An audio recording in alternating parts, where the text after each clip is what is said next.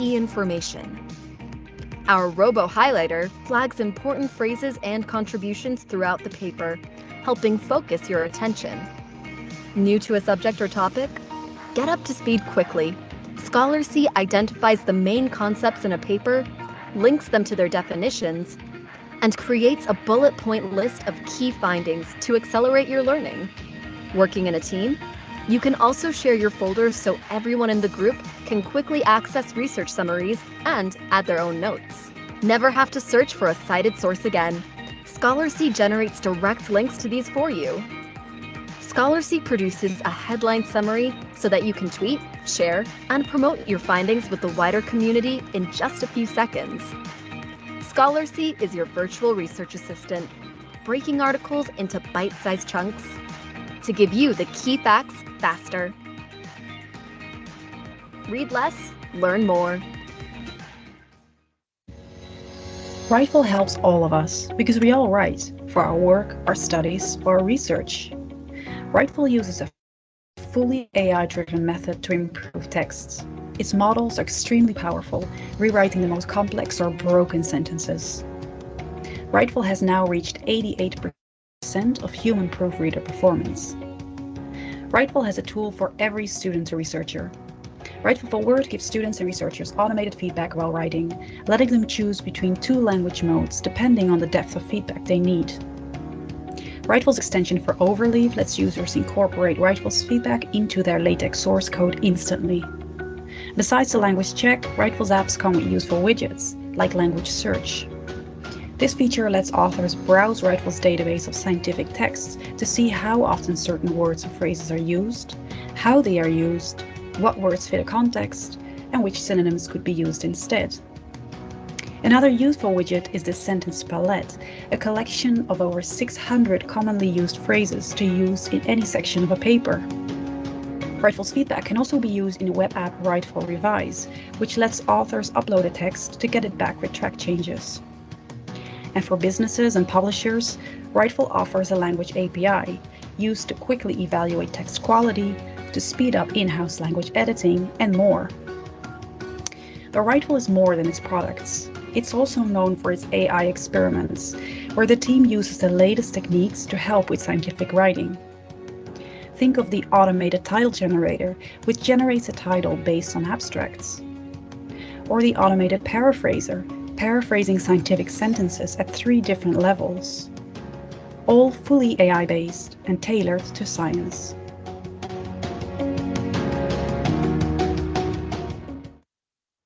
What is cite? Often in research, we see metrics conveying how many times a paper or an author was cited. But a count of how many times a paper or an author was cited leaves a lot to be desired. It doesn't really indicate how something was cited. Even if something was used as a reference 500 times, were its claims supported in each of those instances? Or did newer research indicate disagreement from their findings? How did others interpret the study and what they say about it? Cite transforms citations from a superficial number into a conversation through smart citations. To create smart citations, we take the full text of research articles and extract the sentences from them where they make a reference to another paper. Our system classifies each of these statements as being supporting, mentioning, or contrasting the relevant cited claims. The end result is a vast network of what different research publications say about each other and their findings. You can more efficiently build up a quantitative and qualitative understanding of how any individual or any group of research papers has been cited by the broader literature. Cite has various features that build around this network of conversations to help researchers, consultants, policymakers, students, and more better understand and evaluate research, as well as enable them to make evidence-based decisions directly from the literature.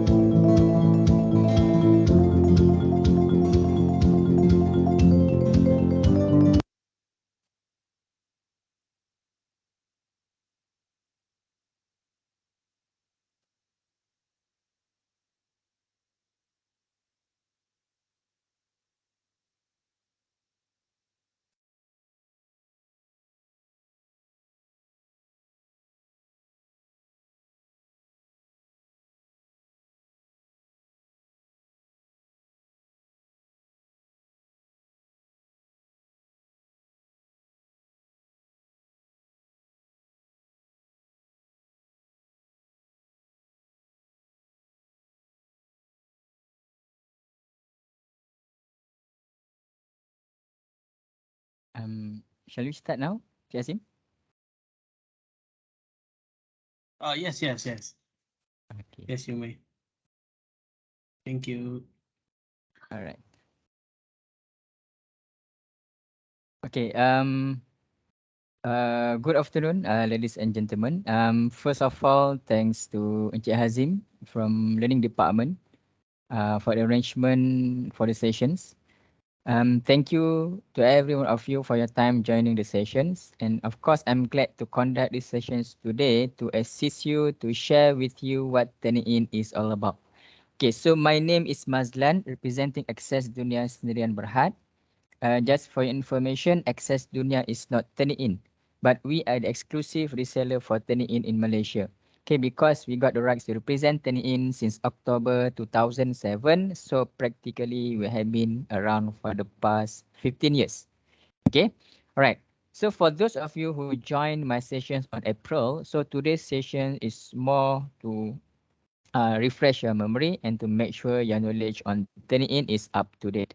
Okay. All right. So what I'm going to do today is I go through a brief introductions what Turnitin is. Okay, and then we go to the hands-on training, a step-by-step training.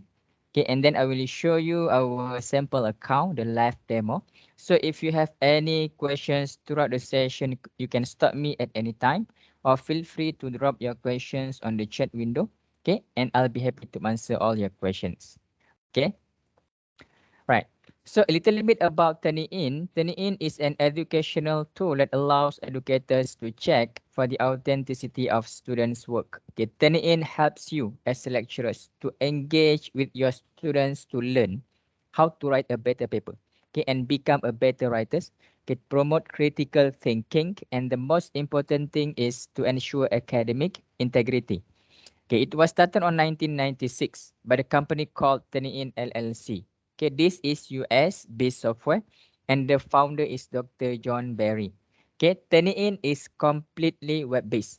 Okay, it works exactly just like your Facebook account. For example, in Facebook, you'll be using your personal email and password to log in. Okay, for Turnitin, you'll be using your official email and password to log in. Okay, same thing, no CD, no software, you don't have to install anything. Okay, right. Turnitin consists of two tools. Okay, the originality check and the grade mark. For the originality check, previously it was known as plagiarism prevention software, but as a part of Turnitin rebranding strategy, they renamed as originality check. Okay, the main reason is because of the wrong perception towards Turnitin. Because last time whenever we talk about Turnitin, people will think Turnitin detect plagiarism. Turnitin catch student cheating. In fact, this is not true. Okay, what Turnitin does is to match your students' papers against the collection of Turnitin databases. So you as a lecturer, you have to use your own judgment to judge result given by Turnitin whether there is plagiarism or not. Okay, Turnitin is only tool to guide you, and the most important thing to save your time in detecting where your students copy from. Okay, Turnitin doesn't detect any plagiarism. Okay, and then the second one is grade mark.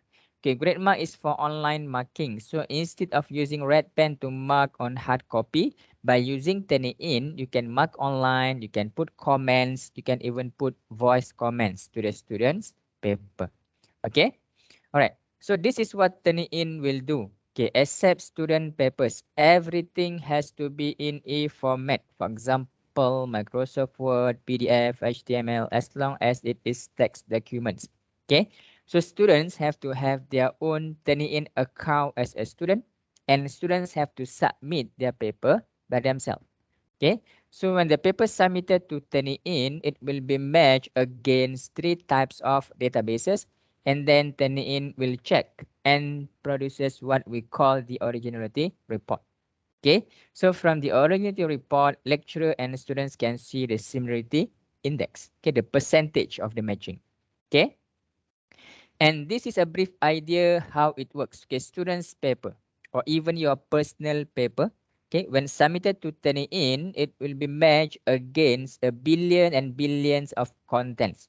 Okay, three types of databases, and then Turnitin will give you the report. Okay, So this is the reports will looks like. Okay, on the left will be the student's paper text. Okay, student assignment. Okay, and then on the right are all the matching sources. Okay, so box number 1, it comes from the source number 1 and website number 1. Okay, box number 2, source number 2 and website number 2. Okay, so you can see at the box number 1 here, the whole box is highlighted into red color, but the words just a short time period in gray color. That will be the student original words. Okay, so when I click at the box itself, Turnitin will show up a side-by-side comparison. Okay, as you can see from the original websites in the space of a few minutes, but somehow these students actually change it into just a short time period. So this is how Turnitin will do the detection. Okay, I was a student before, so as a student, we attend to paraphrase, change the wording sequences, replace the word here and there. It still can be highlighted. Okay, so in order for students to escape any detection from turning in, they have to change as much as 50% of the total words. Okay, for example, in a paragraph of 100 words, they might have to change 50 to 60 words in order for them to escape any potential detection from turning in. Okay, right. And then each paper will have a very unique paper ID, the author name, and the date of submission. Okay, and the word count as well. Okay, and then you can see here 94% overall similarity index. It doesn't mean that 94% plagiarism. Okay, it's 94% similar to the collection of in databases. Okay, so you as a lecturer, you have to use your own judgment to judge whether all the highlighted contents are plagiarism or not.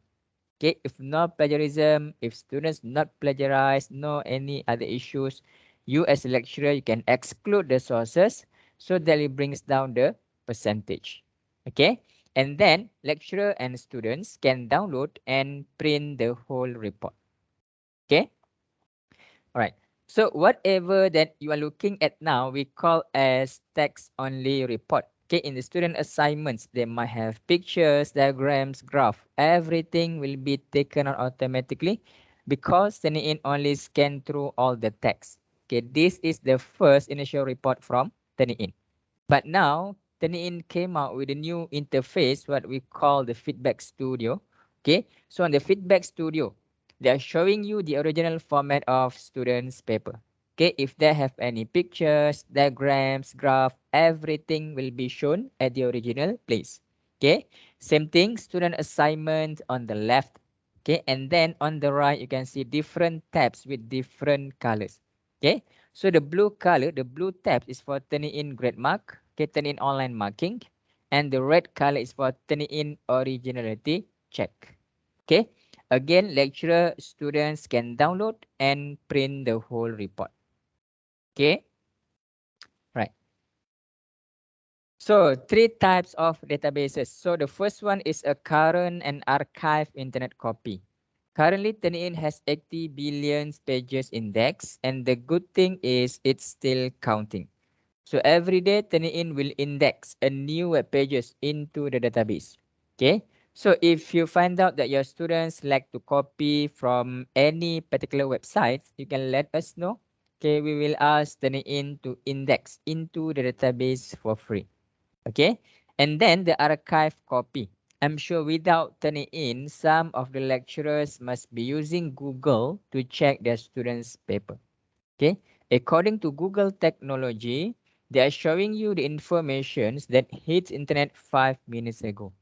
Okay, let's say your students do the assignment now and maybe they submit 3 months or 6 months later. The information might not be in Google anymore. But for turning in, they will archive everything. Okay, even your students submit 3 years or 5 years later, it still can be highlighted. Okay, so this is to prevent copy and paste culture among the students. Okay. Right. And then the second one, students' papers submitted to Turnitin since 1996. So whatever you as a lecturer or your students submit, everything will go to the Turnitin databases for future matching. Okay. And then the third one, make Turnitin very special, millions of publishers content. Okay, all the journal articles. Okay. The cross-check is the latest partnership that Turnitin has the largest scholarly comparison databases. Okay, from STM publishers, for example, Elsevier, IEEE, Sage, Springer, Taylor and Francis Wiley.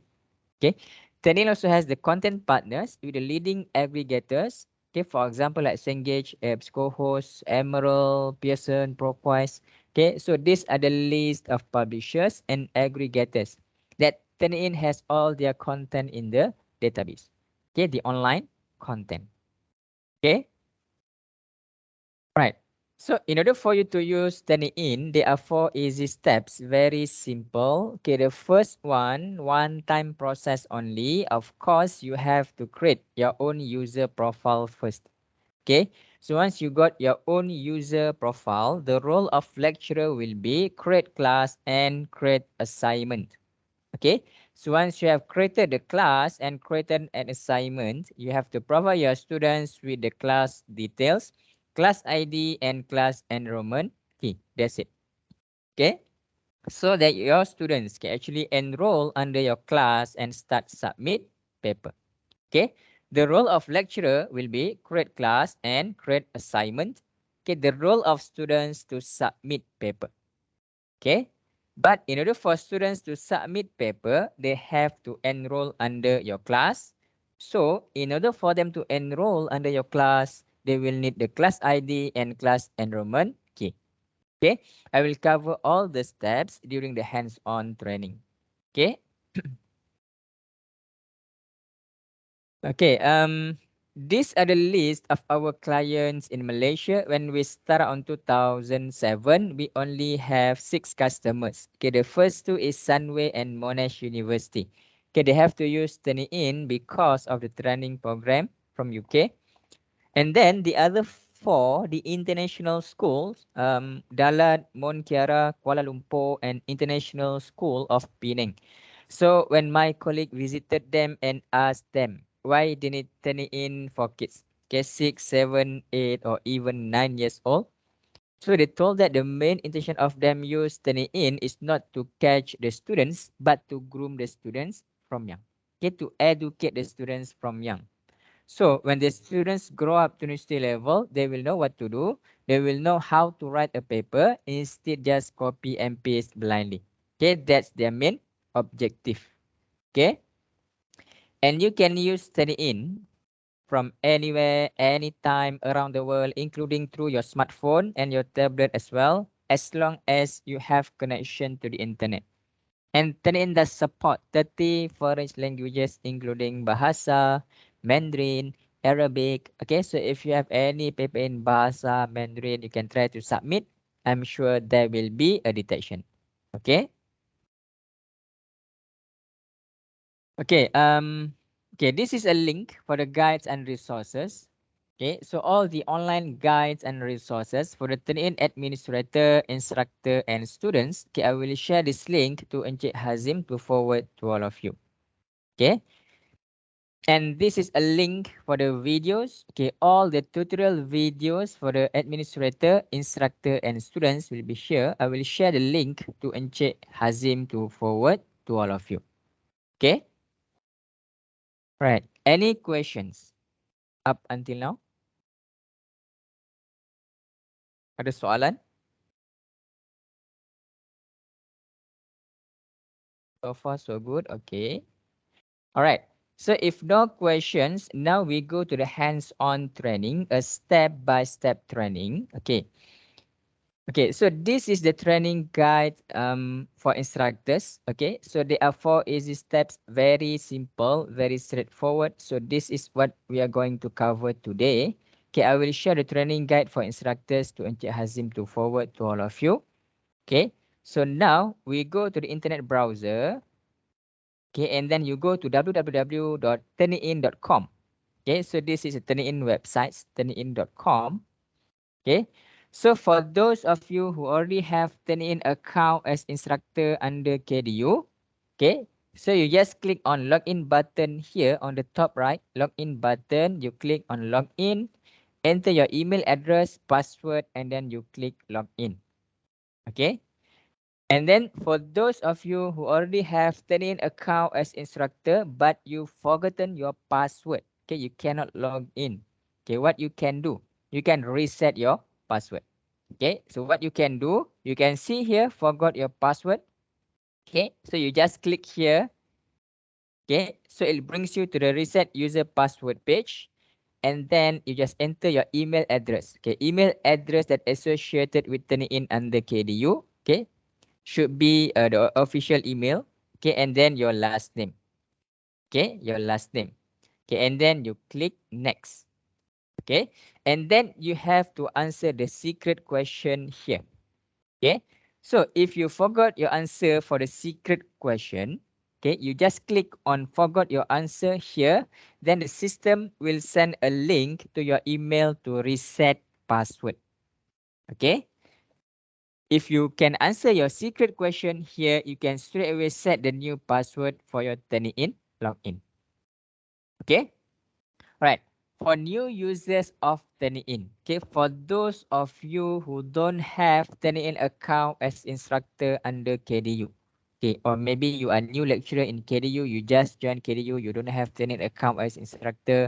So what you can do, okay, so you can get your Turnitin account from Turnitin administrator. Okay, so for KDU, the admin will be Encik Hazim. Okay, so what you can do, okay, you have to provide your details, your first name, last name, and KDU email address. Okay, into Encik Hazim. Okay, and then Encik Hazim will add you to the account as instructor under KDU. Okay, so once he added you to the account, you will receive the welcome email from Turnitin. Okay, and then you just follow the step number 1 here, which is to setting up new account. Okay, so once you receive the welcome email, you just follow the step here, which is to setting up new account. Okay, so once you got your Turnitin account as instructor, you don't bother the first step anymore. Okay, so this is one-time process only. Okay, if you already have Turnitin account as instructor under KDU, okay, you don't have to create account anymore. Okay, but for today's sessions, I believe most of you already have Turnitin account as instructor. So we just skip step number 1 here, which is to setting up new account. Okay, so you just go to login button. Okay, you just click login, enter your email address that registered for Turnitin account under KDU, password, and then you click login. Okay, so once you log in, okay, this page you will see. Okay, so you can see the institution name. Okay, institution name will be here, KD University College Sdn Berhad. Okay, and then at the top here you can see the black bar. Okay, you can see the black bar. So you can see your name will be appear here. Okay, and then here you can see instructor. So this is instructor account. Okay, lecturer account. Okay, instructor can become student and student can become instructor. So as lecturer, please do not share your instructor account, okay, instructor access to your students. Okay, so if your students got the instructor account, okay, if the students got instructor access, they can manipulate their paper by themselves. Okay, so you as a lecturer, you will have Turnitin account as instructor, and students will have Turnitin account as a students. Okay, I will cover the students part later on. Okay, all right. So now we go to the step number 2 here, which is to create class. Okay, we go to the step number 2, which is to create class. Before that, any questions for the login steps, the create account?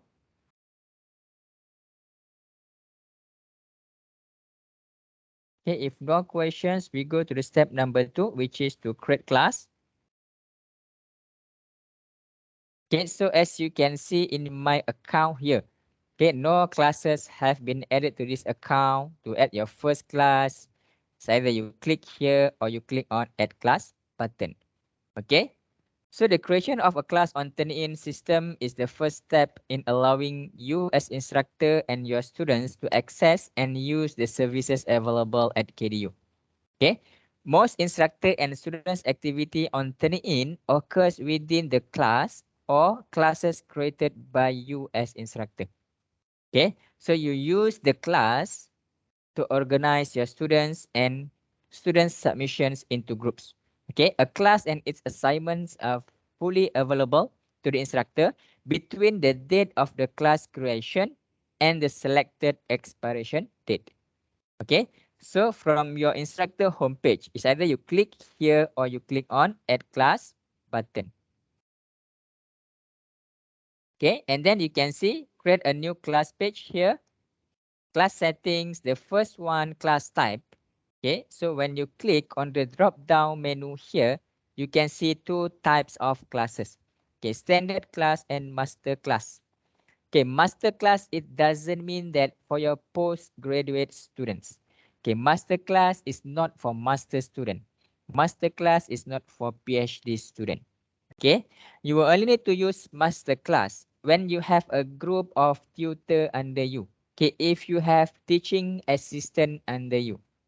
Okay, and then at the same time, you want to have the full access to each of your tutor or teaching assistant classes. Okay, for normal submissions, we use standard class. So for standard class, you will log into your own account and you will have access to your students only. Okay, you won't have access to any other people classes. Okay, right. And then next, the class name. Okay, so that will be your subject name or subject code. Okay, for example, I put here MGM 3211 marketing management. Okay, so the class name can be anything. Okay, you can put your subject name, your subject code, or you can put semester, you can put year. It's up to you. Okay, it's up to you. Okay, and then next, the enrollment key. Okay, enrollment key is the key that you have to provide to your students in order for students to enroll under your class and start submit paper. Okay, for example, maybe you can put the subject code as enrollment key MGM3211. Okay, or you can put something simple like password or ABC123 as enrollment key. Okay, so this key you have to provide to your students with the class ID, okay, in order for students to enroll under your class. Okay, and then next, subject area and student level. Okay, so you choose your subject area and the student level. Okay, so for the subject area and the student level, it's mandatory for you to key in. Okay, it's compulsory for you to key in your subject area and your students level. But it doesn't affect your classes or your assignments. Okay, this is just for turn in record purpose only. Okay, but it's compulsory for you to key in the subject area and the student level. Okay, right. And then next, the class ended. Okay, so the period of the class. Okay, by default, the setting is 6 months. Okay, by default the setting is 6 months. Okay, so if your class period longer or shorter than 6 months, you can change accordingly. Okay, so you can select the end date for the class. Okay, so once the end date has passed, the class will not be accessible for submissions unless the class is reactivated. Okay, once a class has expired, the information and assignments in the class are viewable, but no new submissions or assignments may be made. Okay, so you as instructor, you are capable of extending the expired class to reactivate it. Okay, so you can select the end date for the class. Okay, by default, the setting is 6 months.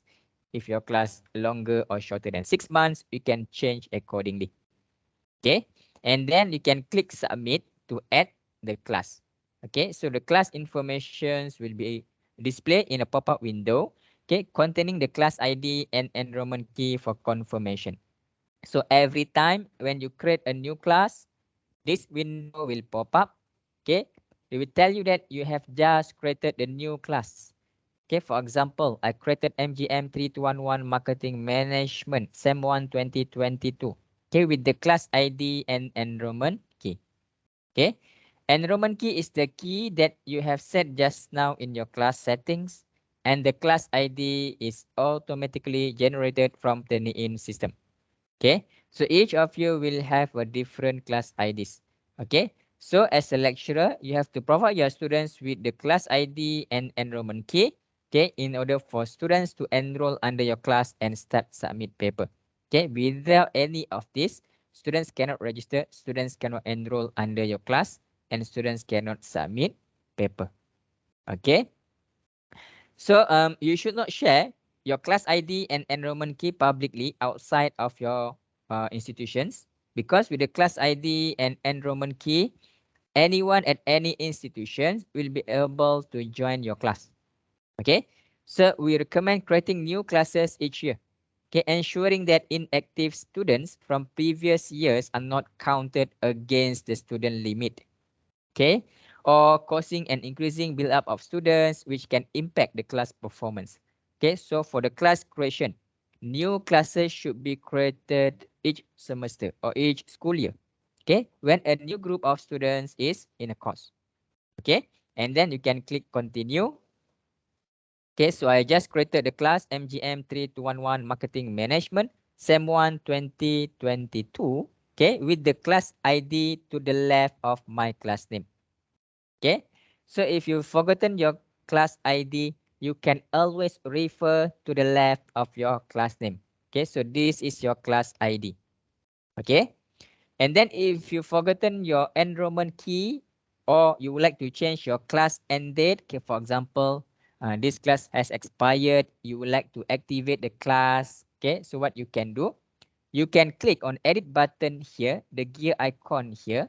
Okay, so when you click on the edit button, it will brings you to the earlier page, so you can update your class. Okay, you can update your class. You can see your enrollment key is here, or you can change your class end date. Okay, and then you can click submit. Okay, so you as a lecturer, you can create as many classes as you want. Okay, all right. Any questions for the class creation?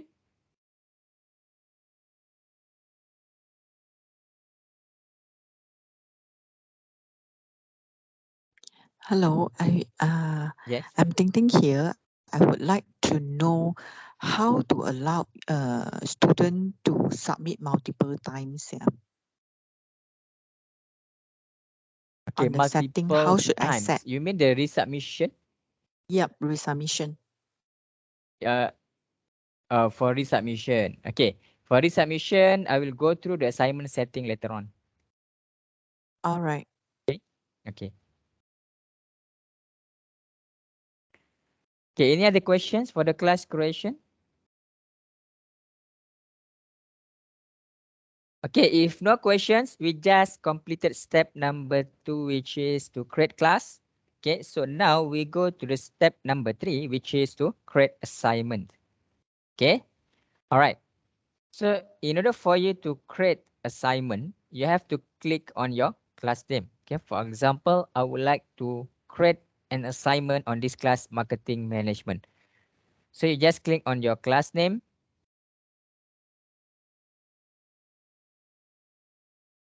Okay, so before you or your students can submit a paper, you first need to create an assignment. Okay, at least you create one assignment. Okay, so you just click on add assignment here.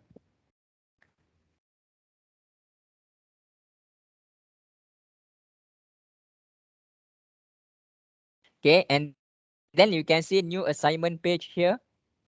Okay, so on the left, the first one, assignment title. So you can put assignment title. Okay, for example, like chapter 1 or thesis, research paper. Okay, if you have the name of the assignment title, you can put it here. Okay, assignment title. Okay, and then next, the point value. Okay, point value is optional. You can leave it blank. Okay, point value is meant for grade mark, for Turnitin online marking. Okay, for example, this assignment 1 carry 20 marks. So you can put the point value 20 without the percentage. For this assignment 1 carry 50 marks or 100 marks. Okay, so you can put the point value 50 or 100 without the percentage. Okay, so this is meant for grade mark, but it's optional. You can leave it blank. Okay, if you don't use the grid mark.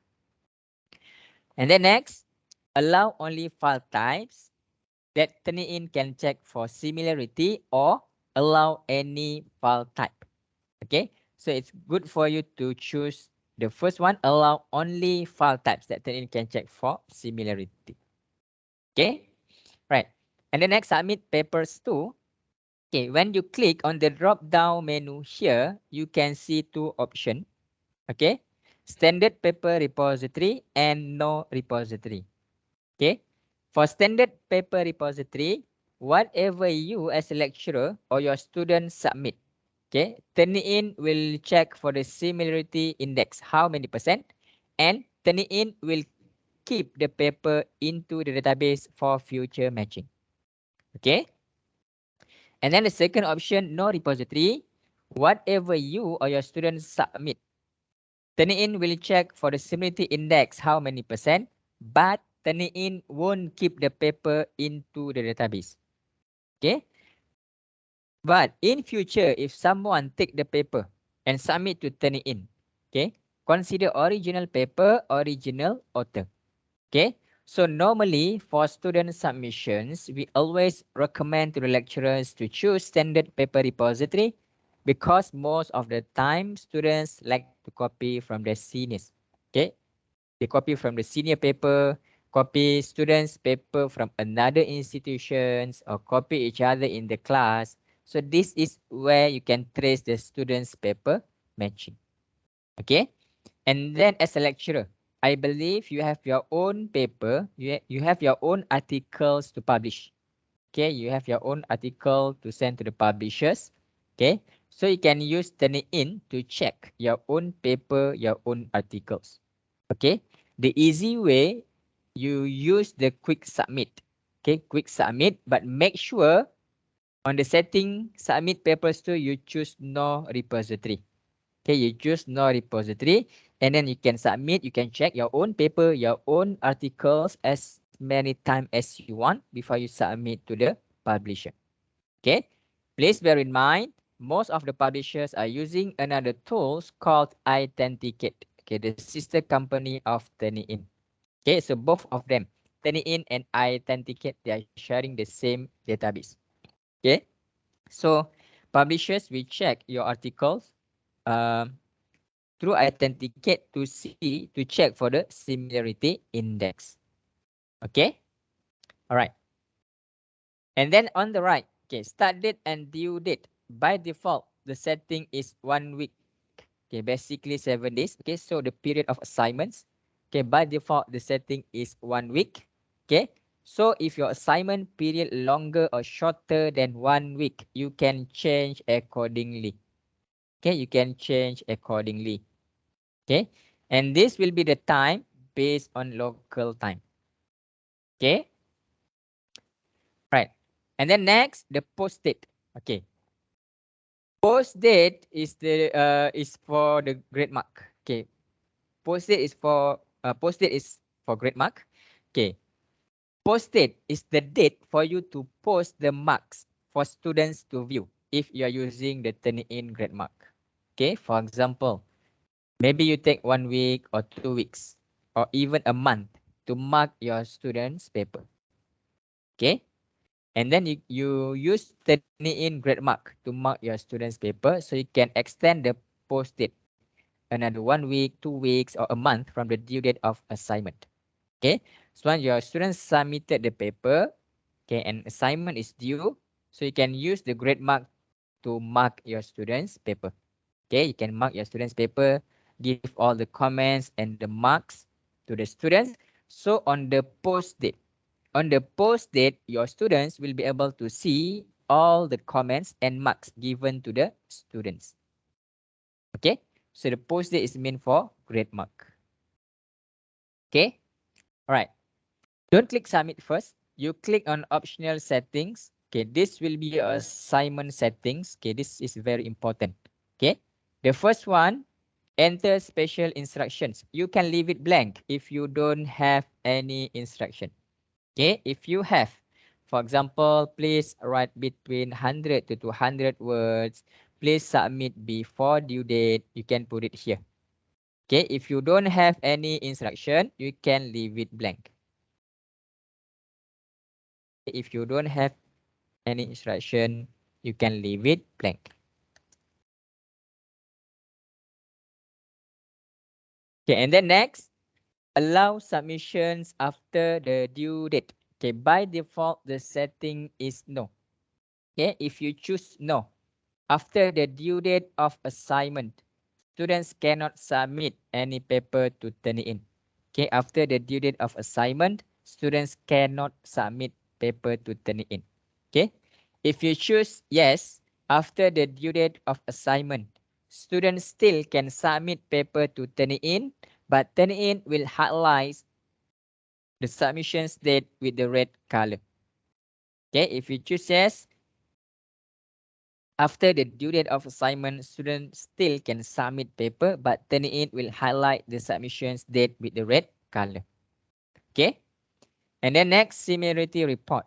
Okay, generate similarity report for submissions. Okay, by default, the setting is yes. Okay, if you choose no, once you or your students submit a paper to Turnitin, no report will be generated. So no point of using Turnitin without the report. Okay, right. Next, generate similarity reports for student submission.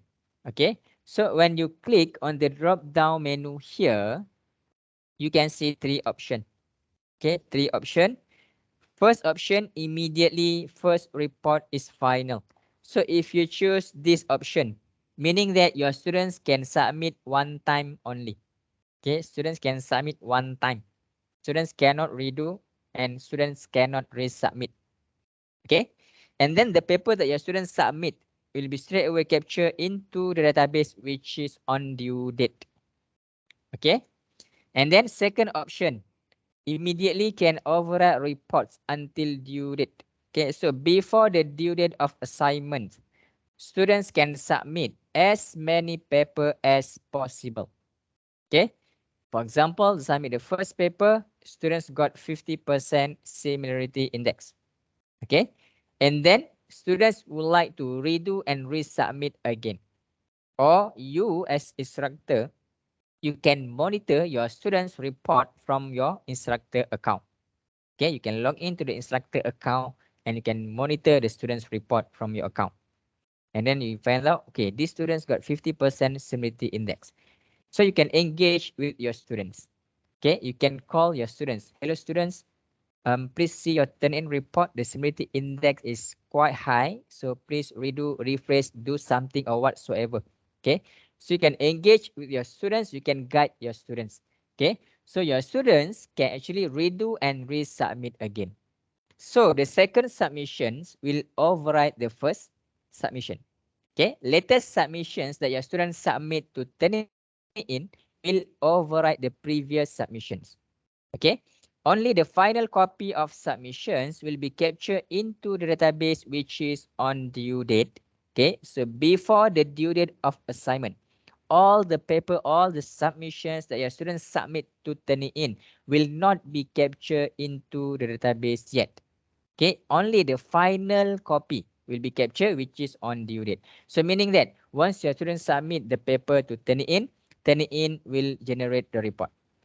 And then if your students redo and resubmit again, okay, Turnitin will override with the previous submissions and generate the new report again and again and again until due date. Okay, and then third option, on due date. So before the due date of assignment, students can submit as many paper as possible, but only one report will be generated which is on due date. Okay, so to answer your question just now, okay, if you want to allow students to do resubmission, so you can choose the second option here. Okay, all right, any questions on this part?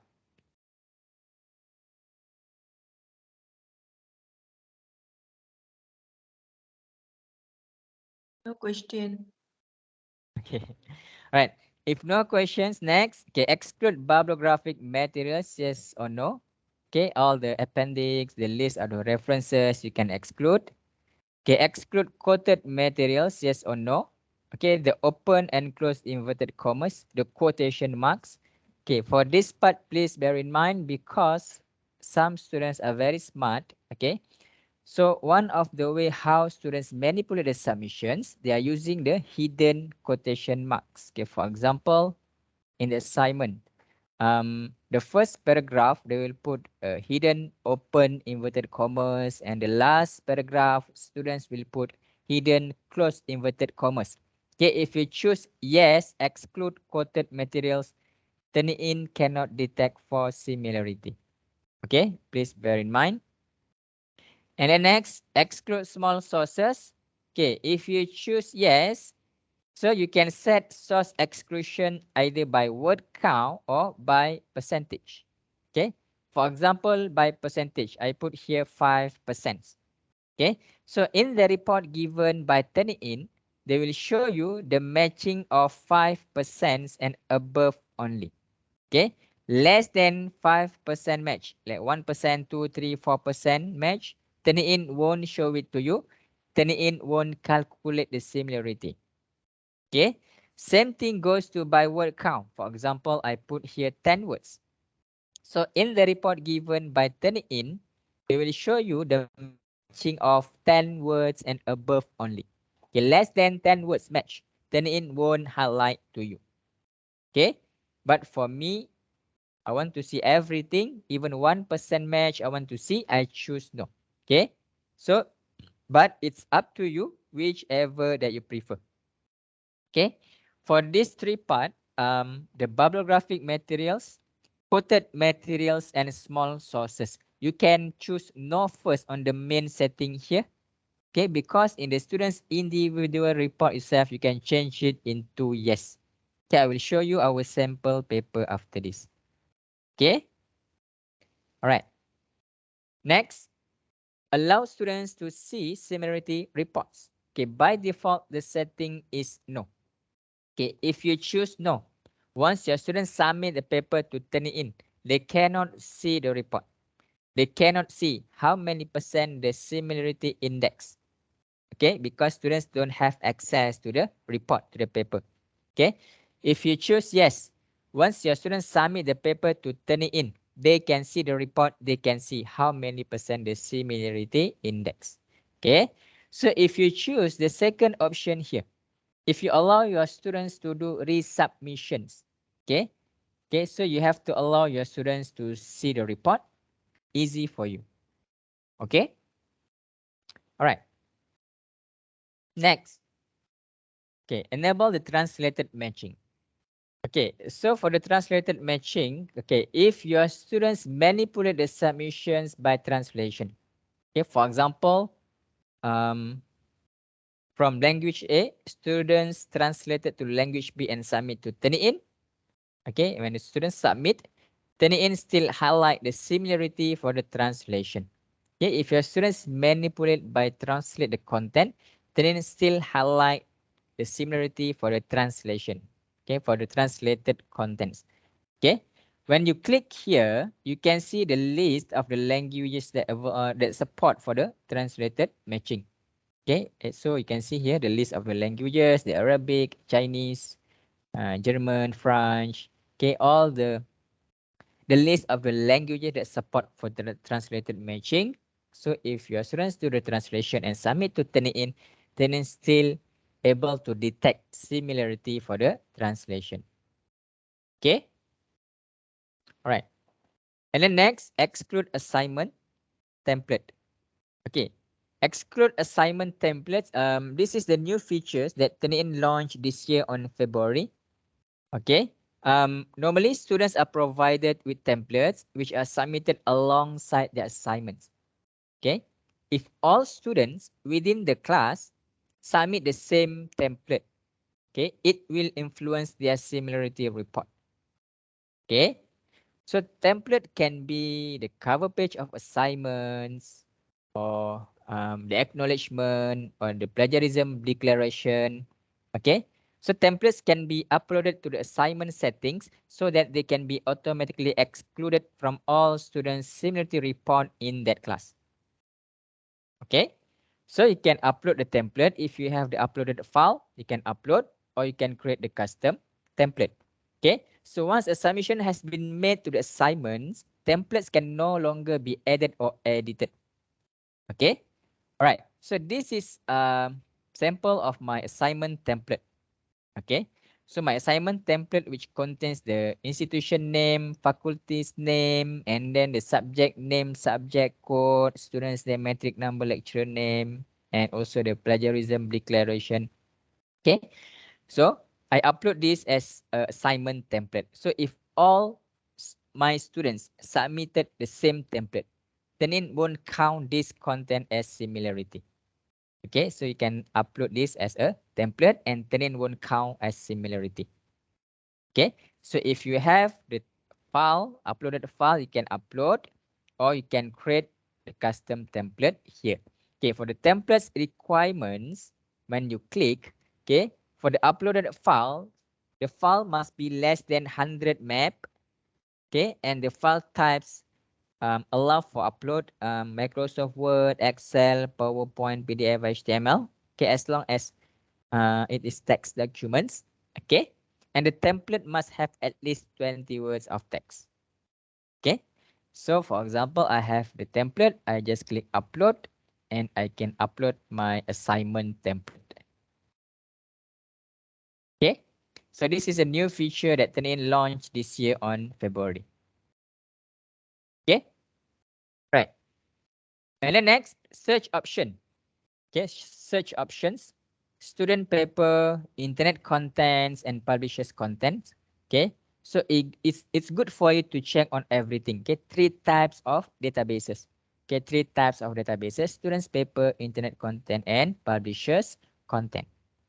Okay, and then next the rubric. Okay, this is for turning in grade mark. Okay, turning in grade mark. I will cover during the grade mark sessions later. Okay, and then next the grammar checking. Okay, so for Turnitin grammar checking, they are using e-rater technology. Okay, so if you would like to enable the grammar checking, you just choose yes, and then you can select the handbook. Okay, the highest level will be the advanced. Okay, and you can select the dictionary, US dictionary or UK dictionary or both dictionaries, and you can check for the categories. Okay, so this is the grammar checking for Turnitin using e-rater technology, so you can use it. Okay, and then the last one, would you like to save these options as your default for future assignments? If you check on this box, okay, if you check on this box, your next assignment, your following assignment creation, you don't have to go through all the settings because this will become your default setting. Okay, everything will become your default setting except the assignment template. Okay, setting will not save the template exclusion setting for any following assignments. So meaning that every time when you create a new assignment, if you have the assignment template, you have to upload. Okay, but the rest, if you check on this, it will become your default setting, but you can edit your settings. Okay, and then you can click submit. Okay, click submit to add assignment.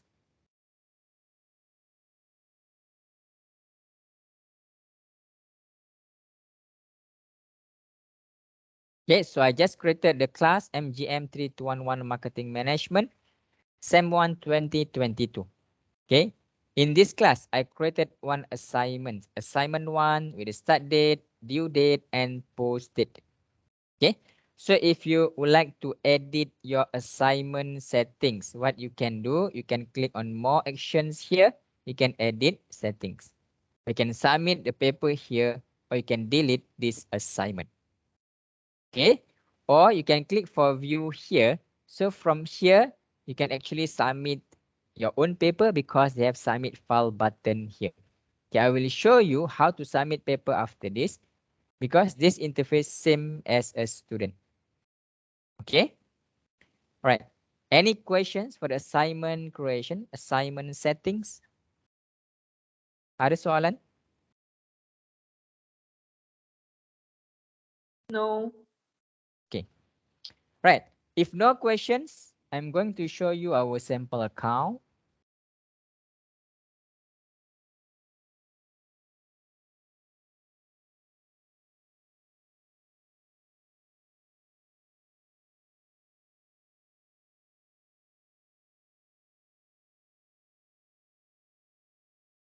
Okay, this is our sample account, University of Apex Knowledge. Okay, so these are the list of my class IDs and my class name. Okay, assume that I want to have a look on my class, MGM 3211 Marketing Management, SEM 1 2021. Okay, I just click on the class name here. Okay, so in this class, I created 6 assignments. Okay, assignment 1, 2, 3, 4, 5, and assignment 6. Okay, assume that I want to have a look on assignment 6. I click view. Okay, so these are the list of my students' name. Okay, with the assignment title. Okay, assignment title, and then the similarity index for Turnitin report, Turnitin originality check, and then the grade for Turnitin grade mark. Okay, paper ID, and date of submission. Okay, so you remember on the second part of your assignment setting, do you allow your students to submit paper after the due date? Okay, if you choose yes, if you allow your students to submit paper after the due date, okay, and your students submit the paper after the due date, Turnitin will highlight the date with the red color. Okay, so meaning that this particular student submitted the paper after the due date, so you can deduct the marks. Okay, for example, okay, deduct 10 marks for the late submission. Okay, right. And then each paper will have a very unique paper ID. Okay, paper ID is very important because previously, in order for you to remove any particular paper from Turnitin databases, you have to provide the paper ID. You have to provide the paper ID to the Turnitin admin. Okay, you have to provide the paper ID to Encik Hazim, and then Encik Hazim will email to the Turnitin support and request for permanent deletion. Okay, it will take 3 to 5 working days or even longer. Okay, but recently, I'm excited to inform you that the Turnitin team rolled out a new automated workflow on last April that will allow paper deletion requests to be fully managed by Turnitin account administrator. Okay, so paper deletion requests to be fully managed by Encik Hazim. Okay, so this process of paper deletion requests will now become entirely self-managed inside KDU. Okay, so you as an instructor, you can request for permanent deletion directly from your instructor account. So what you can do, for example, okay, I would like to remove this paper from Turnitin database. Okay, you just click here, and then you can see the delete button here. Okay, when you click the drop down menu, you can see 2 options: remove from inbox and request permanent deletion. Okay, if you click remove from inbox, it just remove from your inbox, from your account, not from Turnitin database. Okay, so once you remove from your inbox, you cannot request for permanent deletion and you cannot trace the paper ID. Okay, right. So the Turnitin launch on last April, the permanent deletion request, you can see here, you just click request permanent deletion. Okay, and then you can see permanent deletion request here, and then you just click continue. Okay, and then you can review the details, and you have to select the reason why you would like to delete this paper from Turnitin databases. Okay, for example, maybe wrong paper submitted by the student. Okay, and then you click continue. Okay, and then you review again to confirm. Okay, so once you confirm, you just type delete and click confirm. Okay, so once you request from your instructor account, the request will be sent to the administrator. The request will be sent to Encik Hazim. Okay, in order for Encik Hazim approve or reject your request.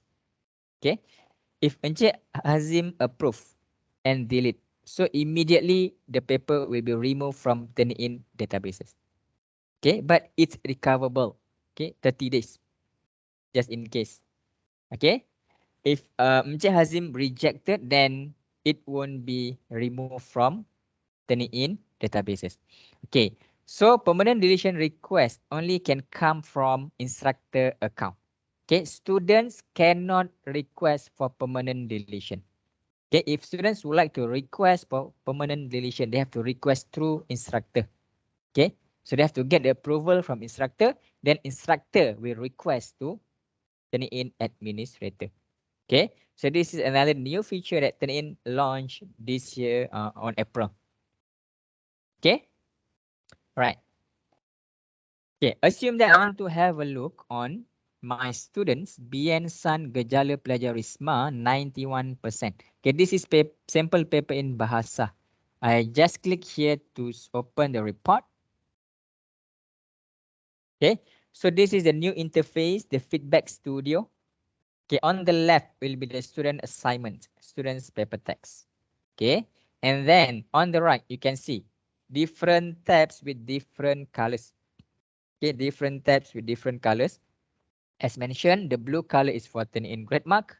Okay, we'll cover the grade mark session later on. Red color is for originality check. Okay, and then if you enable the grammar checking, you can see the purple tabs here. So this is for the grammar checking. And then the gray tabs, this is for the download and submission information. Okay. All right. So now I'm going to explain to you about the originality check first. Okay. We go through the originality check first. The red color. Okay. So for the originality check tabs, you can see 5 different tabs. So we will go through one by one. Okay. So the first one. Okay. This is what we call the flags for review. So what is flags for review? Okay, flags for review. If your students manipulate the submission, okay, how students manipulate? Okay, by using the hidden text. For example, like just now I explained to you about the hidden quotation marks. Okay, if your students put a hidden quotation marks or hidden text, okay, Turnitin will flag it for you to review. Okay, and then another thing is replace characters. Okay, replace characters. Some characters in different alphabets can look similar enough. Okay, so if your students manipulate by putting in the hidden text or replace any characters, Turnitin will flag it for you to review. Okay, if Turnitin notice something strange, Turnitin will flag it for you to review. Okay, a flag is not necessarily an indicator of a problem. Okay, however, we recommend you focus your attention here on the flags for further review. For example, like this student's paper, Biensan Gejala Plagiarisma, you can see 0 flag. Okay, so no hidden text, no replace characters. Okay, so no flag issue. Okay, right. Now let's look at the another student's paper. Okay, Mazlan Abdul Latif, symptom of plagiarism, 49%. Okay, I click here to open the report.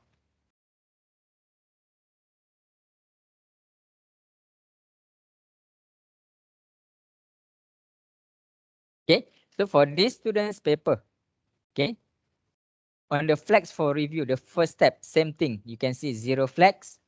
Okay, so no hidden text, no replace characters. Okay, no hidden text, no replace characters, 0 flag. Okay, now let's look at these students, Aisha Ahmad, symptom of plagiarism 0%.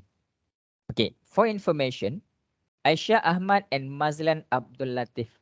Okay, both students is actually submitted exactly the same paper to Turnitin. Okay, Mazlan Abdul Latif is the original author for this paper, symptom of plagiarism. Okay, Mazlan submit to Turnitin. He got 49% similarity. Aisha Ahmad, she copied Mazlan's paper. Okay, she copied Mazlan paper and manipulate the paper and submit to Turnitin. She got 0% similarity index. Okay. All right. So when I click here to see the report,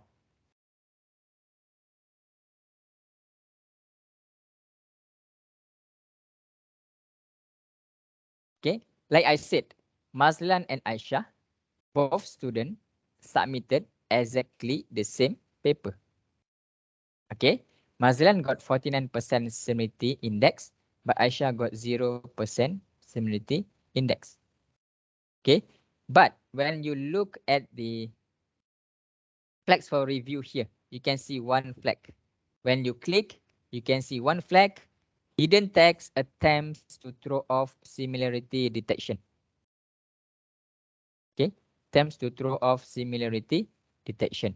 So when you click on the hidden text here, okay, Turnitin will show you where is the hidden text that Aisha actually put on this paper. Okay, so on this case, what Aisha did was on each space of words, she put the hidden text. Okay, she put a small letter I and changed the font size with the smallest and changed the font color with white. Hidden. Each space of words. Okay, she manipulate and she submit to Turnitin. She got 0% similarity, but Turnitin detect one flag. Okay, so same thing. If your students put the hidden quotation marks, for example, on the first paragraph, they put open inverted commas, okay, hidden. Last paragraph, they put close hidden inverted commas. If you choose yes, exclude quoted materials. Also, Turnitin cannot detect for similarity. Okay, if your students manipulate something like this, okay, putting the hidden text or replace characters, Turnitin cannot detect for similarity because it disturbs the algorithm reading. But Turnitin will detect as a flag for your review. Okay, for this case, okay, this is exactly students trying to cheat. Okay, manipulate. Okay, so you can call students, ask students to redo or remove unnecessary hidden text and resubmit again.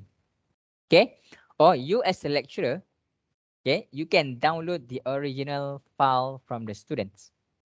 Okay, for example, like this student Aisha, so I can click download already submitted file. Okay, this student submitted using Microsoft Word, so you can download the original file in Microsoft Word. Okay, you can download the original file in Microsoft Word.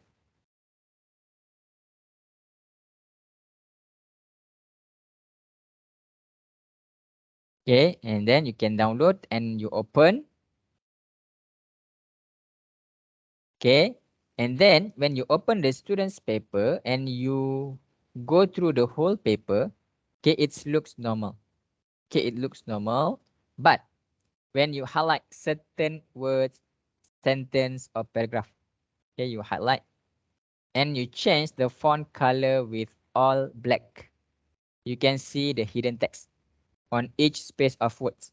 Okay, so she put the small letter I, change the font size and font color with white. Okay, so we cannot see the hidden text. Okay, so this is one of the way how students manipulate the submissions to throw off the similarity detection. Okay, I saw the videos last time in Facebook and Facebook as well. Okay, so normally what the students did was they are using the find and replace method. Okay, they're using this kind of method. Okay, so what the students did, find one, students will put space, replace with, they will put space and small letter I. Okay, and then click more, click format and click on font. Just change the font size with the smallest and change the font color with white. Okay, and then click OK. When you click replace all, so all the space will be replaced with space small letter I, but it's hidden because they changed the font color with white. Okay, but when you highlight and change the font color with all black, you can see the hidden text on each space of words. Okay, so this is one of the way how students manipulate the submissions. Right? Any questions for the flags for review?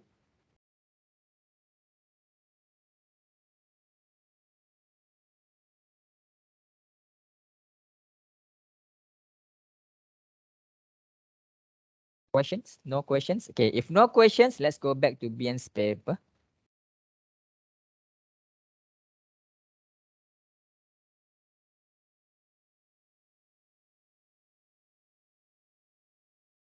All right. So now we go to the second tab here, the match overview. Okay. So when you click, you can see the list of the matching sources. Okay. You can see the matching sources. Okay. So similarity number 1, it comes from the source number 1 and website number 1. Okay. You can see on the similarity number 1, the whole paragraph. Okay, for the first 2 paragraph, the whole paragraph is highlighted with the red color. But some words like penciplakan atau penghasilan, Turnitin didn't highlight. Okay, Turnitin didn't highlight. So that will be the student's original words. Okay, so this will be the student's original words.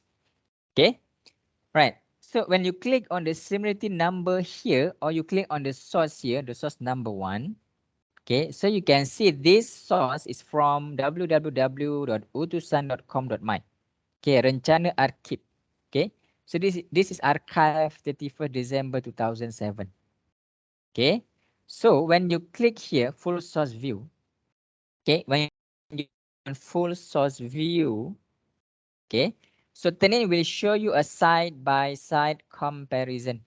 Okay, today we will show you a side-by-side comparison. As you can see from the original website Utusan Menciplak, this students change it into penciplakan. They change the imbuhan. Menciplak, penciplakan. Okay, menghasilkan semula atau. Students change to atau penghasilan semula. Okay, students change the imbuhan and rephrase. Okay, change imbuhan and rephrase. Menghasilkan semula atau penghasilan semula. So this is how Turnitin will do the detection. Okay, all right. So now I'm going to show you an example. Okay, you can see on the similarity number 1, the whole paragraph is highlighted with the red color.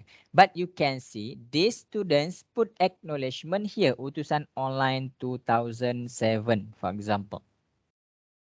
Okay, so no issue, no plagiarism issues. Okay, so for Turnitin, okay, for students, whatever contents that students copied, okay, from students' paper or internet content or publishers' contents, okay, anything that your students copied, even though they put proper acknowledgement, they cited properly, they quoted, okay, as long as that particular contents available in Turnitin database, Turnitin still highlight. Okay, Turnitin still highlight. Okay, like this student's paper, she copy from Utusan. Okay, even though she acknowledge from Utusan, Turnitin still highlight because this content available in Turnitin database. Okay, so for example, on this similarity number 1, no issue. For example, no plagiarism issue, students not plagiarize. So you as lecturer, you can exclude the sources here. Okay, so what you can do, you can click here to view match breakdown. Okay, when you click view match breakdown, you can see exclude sources button here at the bottom. Okay, you can click exclude sources. You tick on the source from Utusan here and you can click exclude. Okay, so when you click exclude, okay, it brings down the percentage from 91% become 58% and Turnitin won't highlight the contents here. Okay, as I mentioned, you as a lecturer, you have to use your own judgment to judge your students' paper. Okay, as a lecturer, you have to go through the whole paper. Okay, you cannot rely on the percentage because the percentage just a guideline for you. Okay, the percentage here just showing you the similarity index. Okay, so this is not plagiarism index. Okay, certain some lecturers, okay, some lecturers, sometimes when they get the report from the students, for example, 60% similarity index, lecturer straight away reject the paper without go through the whole paper first. Okay, because if you go through the whole paper, you can help students to exclude the sources and brings down the percentage instead of you ask students to redo or rephrase or whatsoever to reduce the percentage. Okay, because for me, it depending on the courses that taken by the students. For example, like law course, for example. Okay, so in law, everything for the court case or the acts or the acta, Okay. Everything is facts. The court case, all the acts are facts. You cannot change the facts.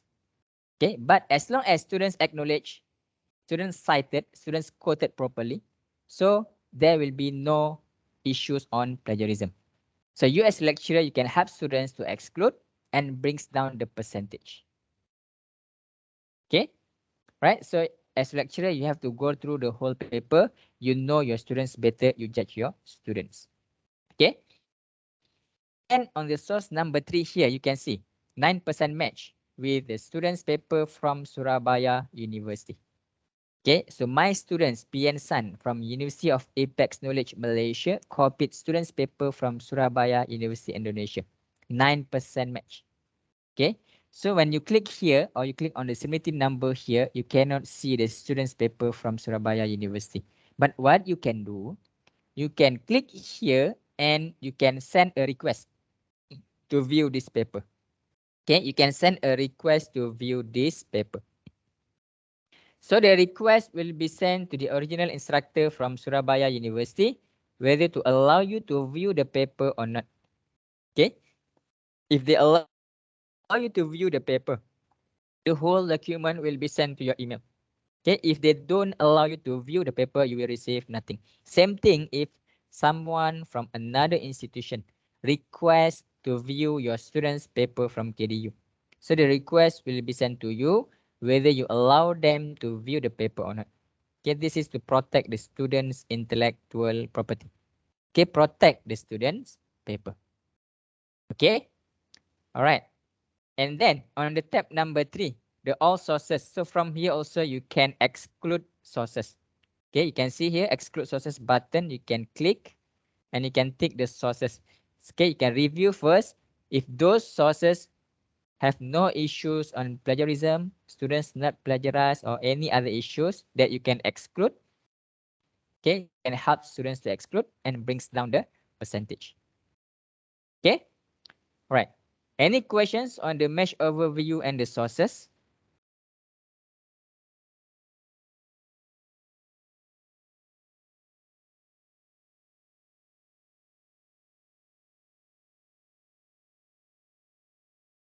So far, so good.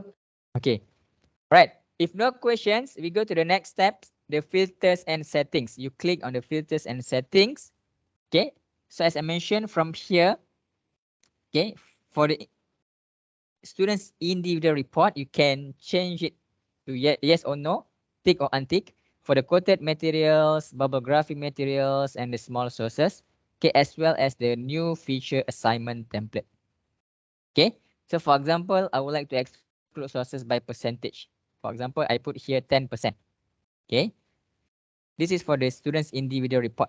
When you click apply changes, okay, so in the report given by Turnitin, they will show you the matching of 10% and above only. Okay, less than 10%. Like just now, you can see the 9% match with the student's paper from Surabaya University. Turnitin won't highlight to you. Turnitin won't count the similarity index. Okay, same thing goes to by word count. For example, I put 50 words. So in the report given by Turnitin, they will show you the matching of 50 words and above only. Okay, less than 50 words match, Turnitin won't highlight to you. Turnitin won't calculate the similarity. Okay, all right. For this percentage, please don't get confused because some lecturer get confused on this percentage. Okay, because last time I received one call from the lecturers. They called me and asked, Mazlan, why my student submission, all my student submission are 0%. Their report, all the similarity report, they get 0%. Okay, so when I check the count, I check the class, I check the assignment, I check all the settings. On the main settings, the main assignment settings, on the exclude sources by percentage, that lecturer put the allowable or acceptable percentage because most of the institution they have set the allowable or acceptable percentage by 20%, 25 or maximum 30%. Okay, so that lecturer put the allowable percentage on the main setting 30%. So when the students submit, all the students submit, all the students report all the similarity, they get 0% similarity. Okay, because Because for student submissions, normally for each sources, their match maybe less than 5% or less than 10% match for each sources. Okay, if you put the main setting, exclude sources by percentage, you put allowable percentage. Okay, so all the student submissions will be 0%. Okay, so if you find out that your students report 0%, okay, you have to check is either your students manipulate the submission like Aisha Ahmad to get 0%, or you have to check your assignment setting. Maybe you set the setting wrongly, like Bien San, she got 0%. Okay, because it's impossible for students or even lecturers to get 0% similarity. Okay, because for Turnitin, even the common words, Turnitin still highlight as similarity.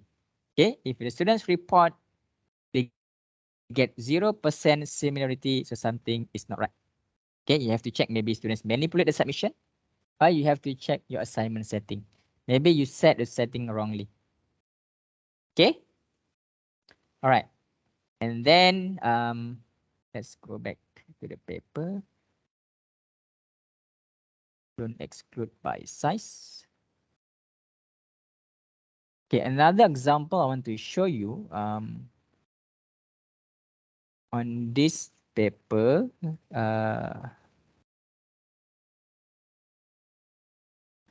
Okay, so when you look at this report, okay, you can see on the similarity number 5, the cover page here, okay, Turnitin highlight similarity, 4% match just for the cover page.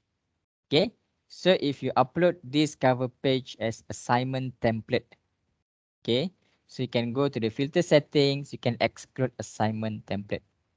Okay, so when you exclude assignment template, so Turnitin won't count the 4% match for the cover page here. Okay, Turnitin won't count the cover page because this is assignment template. Okay, I have excluded the template. Okay, same thing goes to the bibliography. As you can see on this paper, you can see the list of the references here. Similarity number 1, 27%. And then number 3, 7%. Number 1, number 3, number 1, number 3. Okay, so you can see the list of the references. 34% match just for the references. Okay, so you can go to filter settings, you can exclude bibliography, and you click apply changes. Then Turnitin won't count the list of the references as similarity. Okay, so Turnitin only count the similarity for the contents only. Okay, right, and then when you refresh, you will change the percentage to 20%. Okay, all right, and then okay, any questions on the filters and settings? And then the last step, when you click, okay, last step on the originality check, okay, you click, you can see the list of the excluded sources. Okay, so all the sources from mesh overview that you exclude will be here. Okay, all the sources from mesh overview that you exclude will be listed here on the excluded sources, just in case. Okay, if you would like to include it back, you can tick the sources and then you click restore. So it restore back to the mesh overview. Okay. Right. Any questions for the originality check? Ladies, gentlemen? No question. Okay. Right. And then next, if you enable the grammar checking, right, you can see the purple tabs here. Okay, so this is for the grammar checking. When you click, so you can check for the grammar. Okay, if they have any article errors or any spelling errors. Okay, so you can check for the grammar checking here. Okay, if you enable the grammar checking, you can see the purple tabs.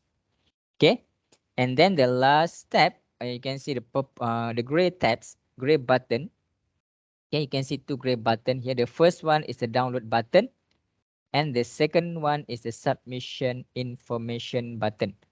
Okay, right. So when you click on the submission information button, okay, you can see the information for the submission details. When you click the submission information button, this window will pop up and show you the info for the submission details. So you can see the student ID, class name, class ID, submission ID, submission date, submission count, how many times your students resubmit paper to this assignment. Okay, all the information for the submission details will be here. Okay, when you click on the submission information, this window will pop up and show you the information. Okay, and then for the downloads, when you click, you can see 3 types of download. Okay, current view, digital receipt, and originally submitted file. Okay, originally submitted file is the original file that your students submit to Turnitin. Okay, if your students submitted using Microsoft Word, Excel, PowerPoint, or PDF, you can download the original file from the student. Okay, like last time when I was a student, okay, I have to print out my assignment and submit the hard copy to the lecturers. But at the same time, my lecturer requested the soft copy.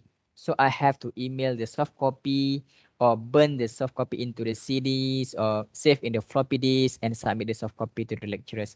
Okay, but with Turnitin, you as a lecturer, you can download the soft copy from instructor account. Okay, so you don't have to request the soft copy from the students because you can download from Turnitin account. Okay, right. And then the digital receipt. Okay, digital receipt is the submission information in PDF format. So lecturer and students can download the digital receipt. Okay, digital receipt is the submission information in PDF format. Okay, so this is sample of the digital receipt. So you can see in PDF format, you can see the information for the submission details. Okay, and then the last one, download current view. So this is for Turnitin report. Okay, so lecturer and students can download Turnitin report in PDF format. Okay, just click on download button and click current view. So you can download the report in PDF format.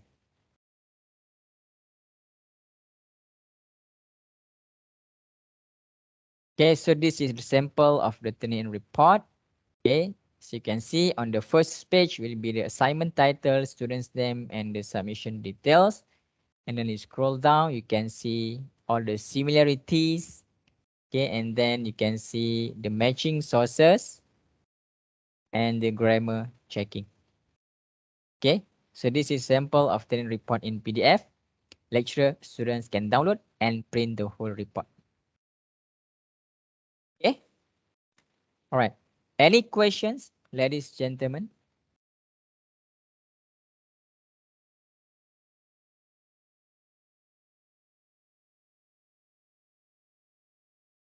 Any questions for the originality check or grammar checking? If no questions, we go to the student part. Okay. How students register Turnitin account as a student, how students enroll in additional classes, and how students submit paper. Okay. All right. Okay, so this is the training guides for the students. Okay, training guides for the students. There are 4 easy steps, very simple. Okay, I will share the training guides for instructor and students to Encik Hazim to forward to all of you. Okay, all right. So for students account, okay, if students are new to Turnitin, okay, new users, okay, new Turnitin and have not been added to an account by you as instructor, students must create a student profile. Okay, so to create students account, class ID and class enrollment key are required. Okay, so you have to provide the class details to the students. Okay, class ID and class enrollment key. Okay, class ID and class enrollment key is needed to ensure students have authorization to join your class. Okay, and this information can only be obtained from you as instructor. Okay, so for those students who would like to access Turnitin, okay, they have to get the class details from the instructor, class ID and class enrollment key. Okay, or you may distribute this information during the class. Okay, so once students get the details, okay, so what students can do, same thing, they have to open the internet browser and then go to www.turnitin.com and click on the create account link next to the login button here. Okay, so for new users as a student, they have to click create account, and then they can see create a user profile. Okay, so they can see 3 types of user profile. Okay, student, teaching assistant, and instructor. Okay, for students, they have to click on the student link. Okay, click on the student link. So they create a new Turnitin student profile form must be completed. Okay, to create a new student user account. Okay, and then they can see the class ID information. Okay, class ID, class enrollment key. Make sure you provide your students with the correct class ID and class enrollment key. Okay, without any of this, students cannot enroll, students cannot register, and students cannot submit paper to Turnitin. Okay, right. So student just enter the class ID and the class enrollment key. Okay, the enrollment key is case sensitive. Okay, and then next the user information. Okay, so enter the first name, last name, and a valid email address. Okay, valid email address to use as the login for Turnitin and confirm email address. Okay, so enter the first name,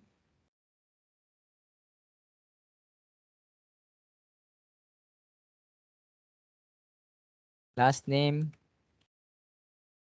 and valid email address.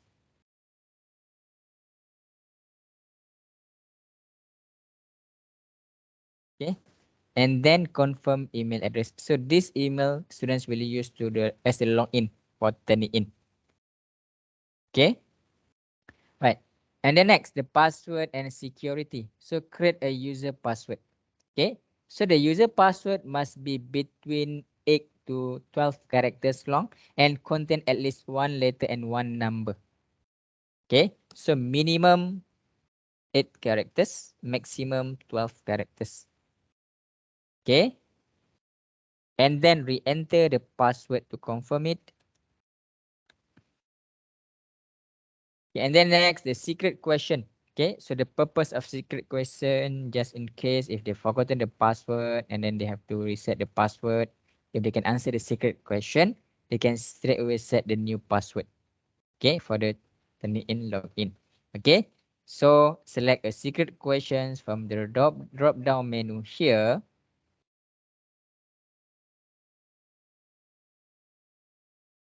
Question. Okay, enter the answer for the questions. Remember and keep the information. The answer is case and space sensitive. Okay, the answer is case and space sensitive.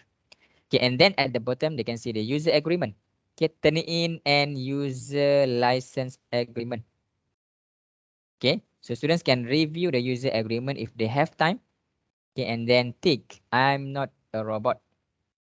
Okay, so to continue using Turnitin, click on I agree, create profile. Okay, so once students registered, okay, this page they will see. Okay, so they can see the institution name here, and then they can see the class ID, class name, and instructor name. Okay, and then at the top here, they can see the black bar. So students can see their name will be appear here. Okay, and then here student. So this is student account. Okay, as mentioned, students can become instructor and instructor can become student. Okay, as a lecturer, please do not share your instructor access to the students. Okay, lecturer will have Turnitin account as instructor. Students will have Turnitin account as a student. Okay, all right. So what if the existing students, for those students who already have Turnitin account as students under KDU, for example, at least student Azwan Sharif, okay, he already have Turnitin account, he enrolled in my class. But at the same time, he wants to enroll in another lecturer classes. For example, he wants to enroll in Encik Hazim class. So what students can do? First, they have to get the class detail. Okay, get the class ID and key from Encik Hazim. Or Encik Hazim provide the class details to the students. Okay, and then students just log in to the existing account. Okay, if they cannot log in, If they've forgotten the password, just reset the password first and then log in. Okay, log in and then they just click on the second tab here. Okay, click on the second tab here, enroll in a class. Okay, and then just enter the class ID and enrollment key given by instructors. Okay, and then click submit. Okay, when students click submit, they can see the class ID, class name, and instructor name. Okay, so for those students who already have an account, they don't have to create account anymore. I think for KDU students, it's compulsory to use KDU email, right, Jazim? Or they can use the personal email.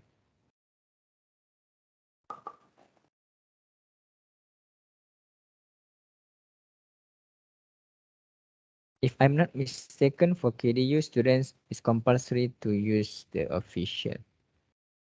Maybe you can check with Encik Hazim later. Okay. All right. All right.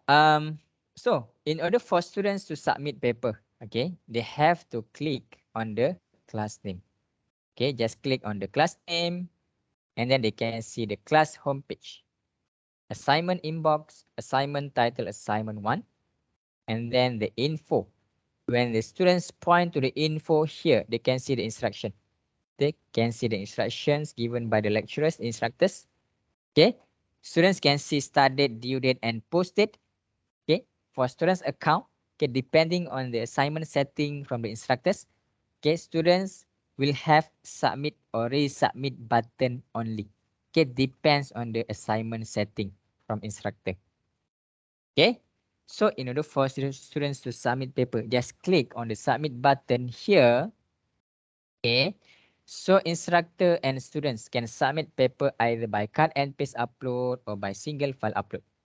Okay, if cut and paste upload, okay, enter the submission title, cut the contents, paste it here, and then click upload. Okay, so this is for cut and paste upload. Okay, for single file upload, okay, for single file upload, enter the submission title, for example, demo paper. The requirements for single file upload, the file must be less than 100 megabyte. Okay, the uploaded file must be less than 100 MB or less than 800 pages.